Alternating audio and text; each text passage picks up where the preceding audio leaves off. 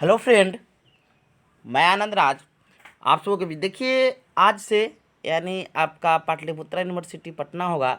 तो देखिए, आज से जो बीएड फर्स्ट ईयर का सेशन 2022 का और बीएड सेकेंड ईयर सेशन आपका 19-21 और जो स्पेशल एग्ज़ाम दिए थे 18-20 सेशन में आपका बीएड सेकेंड ईयर का, तीनों का प्रैक्टिकल का एग्ज़ाम स्टार्ट हो रहा है। समझिए, अब देखिए प्रैक्टिकल के एग्ज़ाम में कैसा वाइवा में क्वेश्चन पूछा जाता है, वो सब चीज़ के बारे में आपको बताएंगे। समझे कि वाइवा में किस प्रकार का क्वेश्चन पूछा जाता है।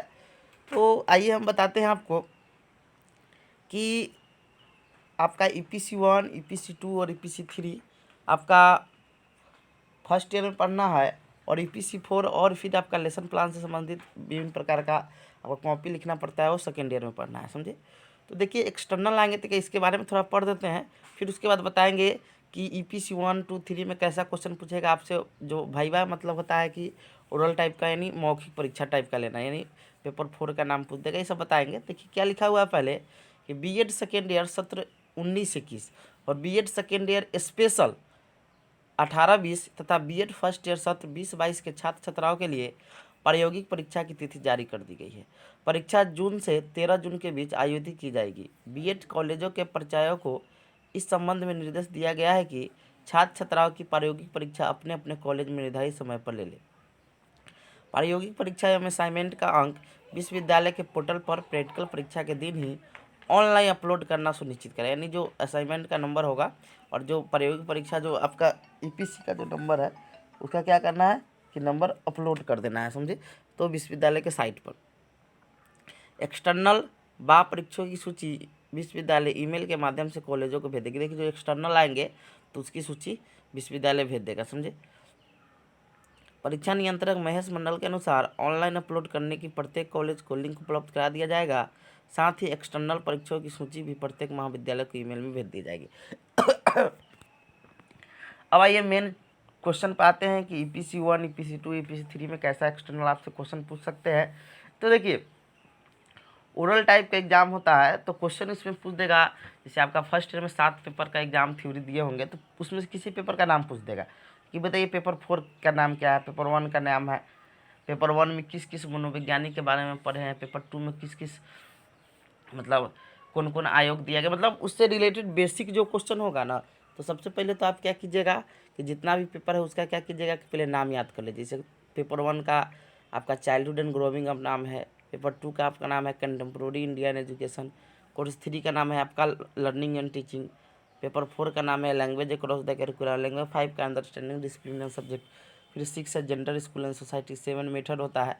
समझे। फिर ईपीसी 1 का नाम है रिफ्लेक्टिंग ऑन टेक्स्ट होता है। समझे। यानी कैसे कोई शब्दों का आप चयन कीजिएगा, संक्षेपण सब पढ़े ना पैसेज, उस सब के बारे में पढ़ना है। समझे। ईपीसी 2 का नाम होता है आपका art and drama in education, यानी कला और जो ड्रामा होता है उसका उपयोग आप एजुकेशन में कैसे कीजिएगा। फिर आपका है तीसरा अंडरस्टैंडिंग ऑफ आईसीटी होता है, यानी कहने का मतलब हुआ कि जो आपका कंप्यूटर के बारे में इसमें पढ़ना है आपका, कि जो ई सब का फुल फॉर्म याद कर ले। फिर ईपीसी का फुल फॉर्म याद कर लीजिएगा, इन्हांसिंग प्रोफेशनल कैपेसिटी होता है। तो ईपीसी का इन्हांसिंग प्रोफेशनल कैपेसिटी। तो ये सब बेसिक क्वेश्चन है, ये सब पूछ देगा कि ईपीसी का फुल फॉर्म बताइए। बताइए ईपीसी 1 का क्या नाम है, reading and reflecting on text, याद रखिएगा, reading and reflecting on text. समझे। ईपीसी 2 का नाम है art and drama in education. समझे। तो ऐसे आपको क्या करना होगा कि याद रखना होगा। समझे। ये सब याद आपको कैसे भी क्या क्या करना है कि रखना ही है। समझे।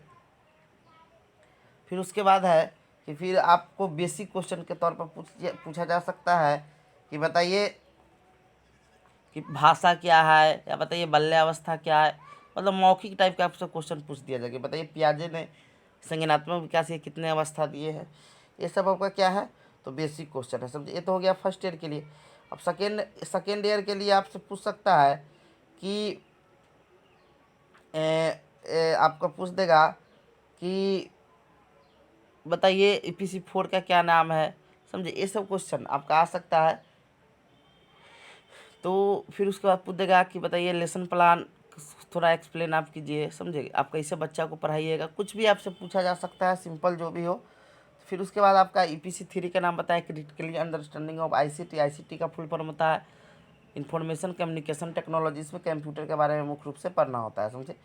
तो ये सब हो गया, बेसिक चीज़ हो गया।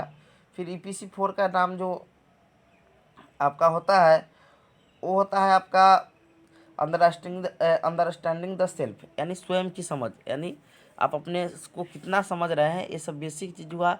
और इसका पेपर 8 का भी नाम याद कर लिया, नॉलेज एंड करिकुलम। पेपर 9 के याद कर लीजिएगा, असेसमेंट फॉर लर्निंग। पेपर 10 हो गया inclusive creative and inclusive school. C11 optional paper होता है जिसमें गाइडिंग काउंसलिंग फिजिकल एजुकेशन ये सब पढ़ना रहता है, समझे। तो ये सब बेसिक चीज़ हुआ और ये सब आपको याद होना चाहिए, एकदम बेसिक चीज़ ही पूछ दिया जाएगा कि बताइए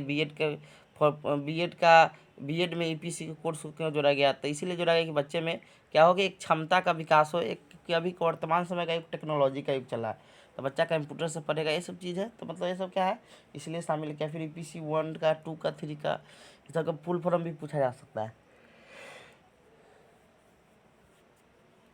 तो इसीलिए आपको क्या करना होगा, ये सब का जानकारी आप कर लीजिएगा, समझे। और कॉलेज के अनुसार ही आपका प्रैक्टिकल का एग्जाम को जब उनको लेना होगा आपको बता दिया जाएगा, समझे।